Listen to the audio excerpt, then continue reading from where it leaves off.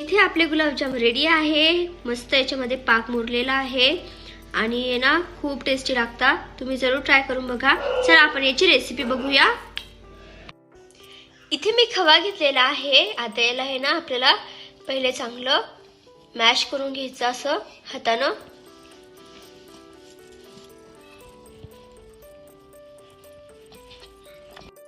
हे बघा आता अशा पद्धतीने याला चांगलं मॅश करून घ्यायचं। खव्यामध्ये आहे ना खूप असे म्हणजे असे गोळे गोळे तयार होतात ना, त्यामुळे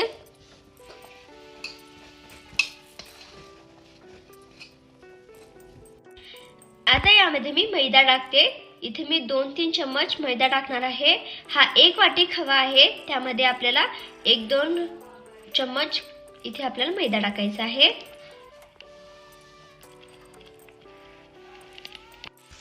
इथे मी 3 चम्मच मैदा घेतलेला आहे आणि याला आता आपल्याला ह्या खव्यामध्ये मिक्स करायचं आहे।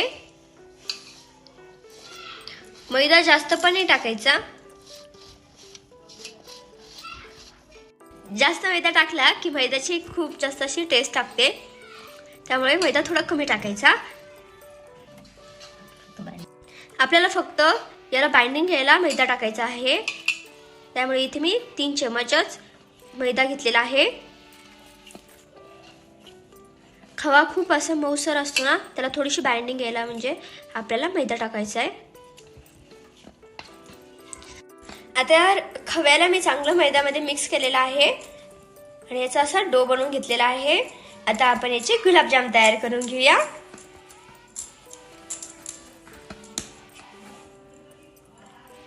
आता इथे आपण गुलाबजाम तयार करून घ्यायचे आहे। आता मी याचे गुलाबजाम तयार करून घेते। मस्त टेस्टी आणि असे गुलाबजाम लागतात हे खव्याचे। चांगले असे गोल गोल तयार करून घ्यायचे। आणि हा इतके दिवस व्हिडिओ नाही आला कारण की आमच्या स्कूलमध्ये ना स्नेह संमेलनचा कार्यक्रम होता आणि स्पोर्ट्स पण होते, त्यामुळे व्हिडिओ करणं नाही झालं। सो त्यामुळे व्हिडिओ नाही आले। So sorry guys. आणि आता आहे ना मी गुरुवारी आणि रविवारी व्हिडिओ पोस्ट करा जाईल। आणि जर तुम्ही चॅनलला सबस्क्राईब नसेल केलं तर जरूर करा आणि बेल आयकॉनला क्लिक करा। आणि हे बघा अशा पद्धतीने आपल्याला चांगले असे मस्त गुलाबजाम तयार करून घ्यायचे आहे। आणि ही रेसिपी आहे ना मम्मा करते। आणि खव्याच्या गुलाबजाममध्ये ना मैद्याचं पण प्रमाण बरोबर आपल्याला ठेवायचं आहे।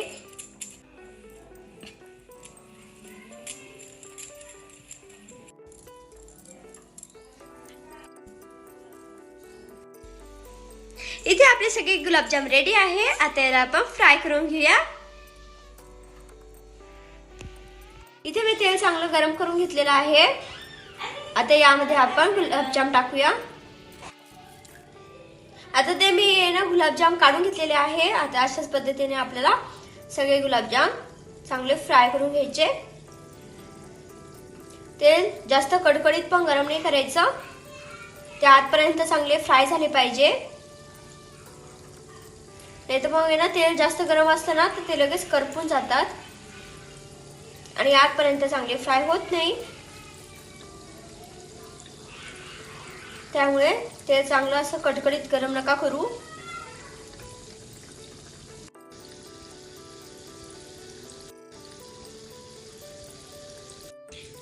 आता याला चांगलं असं फ्राय करून घ्यायचं। हे बघा मस्त अशी मी फ्राय करून घेतलेले आहे। आता याला आपण एका प्लेटीमध्ये काढून घेऊया।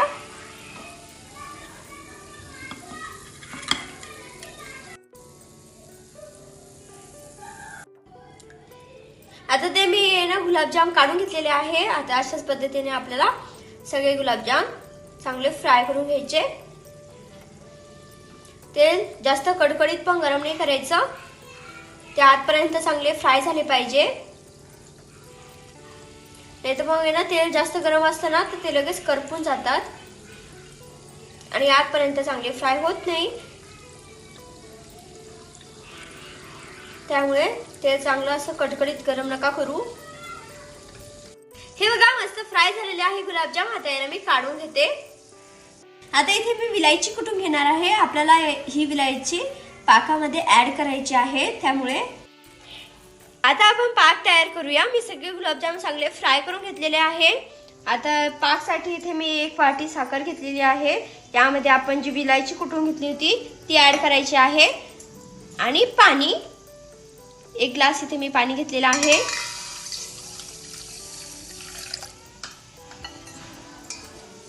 आता आपल्याला साखर फक्त मेल्ट होऊ द्यायची आहे, उकळ आला पाहिजे बस. आणि यामध्ये आपल्याला गरम पाकामध्ये गुलाबजाम नाही टाकायचे.